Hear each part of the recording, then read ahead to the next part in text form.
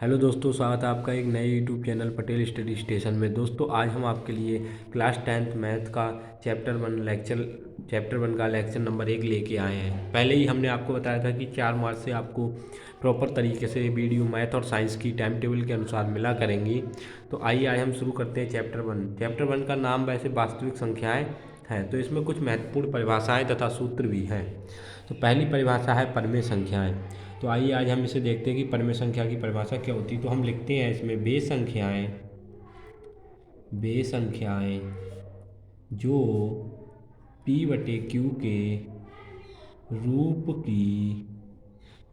की होती हैं। वे संख्याएं जो p बटे क्यू के रूप की होती हैं जहां p q परस्पर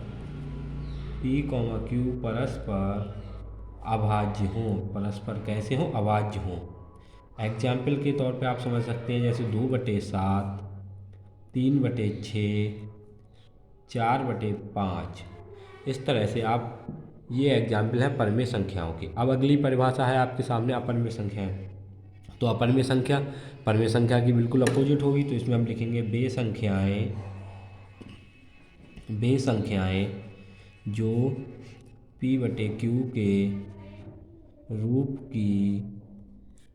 की नहीं होती हैं।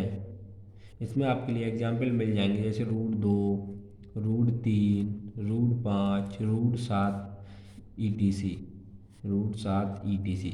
जितनी भी संख्याएं ये रूट में होती हैं, ये मुख्य रूप से अपरमेय संख्याएं होती हैं। 2 नंबर या 4 नंबर में एक सवाल भी सिद्ध करने के लिए आता है कि सिद्ध कीजिए √2 एक अपरमेय संख्या है या √3 एक अपरमेय संख्या है। तो इसे हम सवाल को जब हम आगे के लेक्चर्स में प्रॉपर तरीके से आपके लिए लिखवाएंगे, एकदम सीधे दिमाग के अंदर जाएगा, घबराने की कोई बात नहीं है।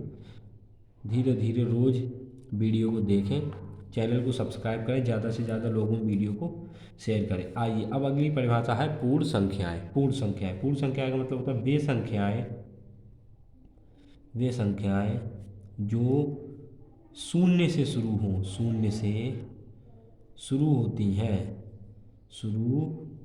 हैं। अर्थात जैसे प्राकृतिक संख्याएं 1 2 3 होती हैं, यदि हम उसे 0 से काउंट करें, 0 1 2 3, तो वो पूर्ण संख्या बन जाती है। 0 1 2 3 ऐसे ये अनंत तक ये पूर्ण संख्याएं होती हैं। धन पूर्णांक का मतलब होता है वे संख्याएं जो प्लस यानी धन चिन्ह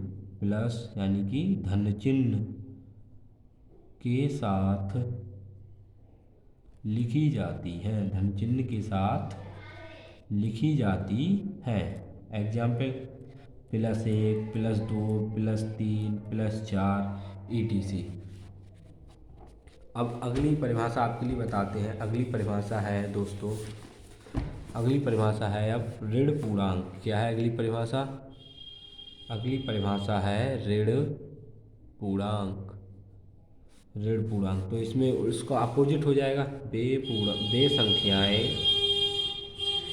वे संख्याएं जो माइनस यानी कि ऋण चिन्ह के साथ दर्शाई जाती हैं। ऋण चिन्ह के साथ दर्शाई जाती हैं। जैसे इसमें हो जाएगा -1, -2, -3 ETC। ठीक है, अनंत तक। अब एक परिभाषा और है, जैसे प्राकृतिक संख्याओं की परिभाषा आपके लिए बता दे रहा है। प्राकृतिक संख्याएं क्या है? प्राकृतिक संख्याएं, तो इसमें हम लिखेंगे वे संख्याएं जिनका उपयोग गणना करने में होता है। किसने? गणना मतलब गिनती करने में होता है। गणना करने में होता है। प्राकृतिक संख्याएं वे संख्याएं जिनका उपयोग गणना करने में होता है। प्राकृतिक संख्याएं कहलाती हैं। ये तो आप पता ही है, 1 2 3 4 ऐसे शुरू होंगी। तो ये कुछ परिभाषाएं हैं, तो आप इन्हें अपनी कॉपी पे नोट कर लेंगे। अब आइए चलते हैं कि इस पाठ में है क्या। तो इस पाठ में मुख्य रूप से इस पाठ में कुछ संख्याएं दी होती हैं, उनका एलसीएम एचसीएफ यानी लासा और मासा निकालना होता है। इसी तरीके से आपको संख्याएं सिद्ध करने के लिए आती है कि दर्शाइए कि रूट 2 अपन में संख्या है, रूट 3 प्लस 5 अपन में संख्या है। ऐसे करके सवाल सिद्ध करने के लिए आते हैं। तो इसे हम आने वाले लेक्चर्स में सभी सवालों को एक तरीके से कवर करेंगे। आइए अब कुछ महत्वपूर्ण सूत्र हैं, इसके महत्वपूर्ण सूत्र। एक दो परिभाषा और लिख लीजिए। अभाज्य संख्याएं, अभाज्य संख्याएं और वे संख्याएं जो केवल एक तथा स्वयं से कटे, स्वयं से विभाजित होती है, स्वयं से विभाजित होती हैं।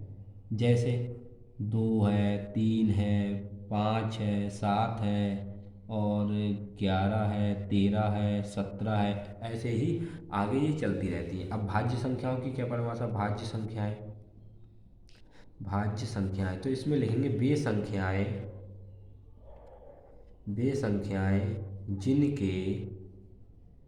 जिनके कम से कम 2 गुणनखंड प्राप्त हो। कितने? 2, अधिक भी हो सकते लेकिन कम से कम 2 गुणनखंड प्राप्त हो, 2 गुणनखंड प्राप्त हो, भाज्य संख्याएं कहलाती हैं, भाज्य संख्या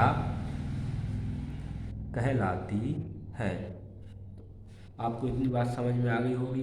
तो आइए अब आपके लिए 4-5 इस पार्ट में 2-3 सूत्र हैं, उसे हम लिखवा देते हैं। तो आप अपनी कॉपी पे हेडिंग डालेंगे महत्वपूर्ण सूत्र। ये आपकी परीक्षा के लिए बहुत इंपॉर्टेंट है। तो सूत्र नंबर 1 है यूक्लिड विभाजन प्रमेयिका क्या होती है। यूक्लिड विभाजन प्रमेयिका ये क्या होती है। इसमें लिखते हैं हम a बराबर BQ प्लस R, यानी वही होती है भाज्य बराबर भाजक गुणा भागफल प्लस शेषफल। ठीक है। नंबर 2 लासा गुणा मासा बराबर पहली संख्या गुणा दूसरी संख्या, यानी कोई 2 संख्या दी होंगी तो उसका लासा और मासा, हमें एक लासा दिया हो और मासा ज्ञात करना, तो इस सूत्र के द्वारा हम उसे निकाल सकते हैं। केवल 2 संख्याओं के लिए ये सूत्र केवल लग सकता है। 2 से अधिक के लिए हम गुणनखंड मेथड के द्वारा लासा और मासा उसका निकाल सकते हैं, या भाग विधि के द्वारा भी उसका हम लासा मासा निकाल सकते हैं। आइए अगला सूत्र क्या है। अच्छा, अगला सूत्र इसमें इसी को हम लिख सकते हैं LCM गुणा HCF बराबर A गुणा B, जहाँ A और B पहली और दूसरी संख्याएं हैं। तो ये 2 सूत्र आपके लिए पहले चैप्टर में बहुत ही इम्पोर्टेंट है। अब कल हम आपके लिए लेके आएंगे दोस्तों इस पाठ के सवाल। तो मिलते हैं नई वीडियो में। कल के लिए धन्यवाद। चैनल को सब्सक्राइब करें, वीडियो को लाइक करें और ज़्यादा से ज़्यादा लोगों में शेयर करें। बहुत बहुत धन्यवाद।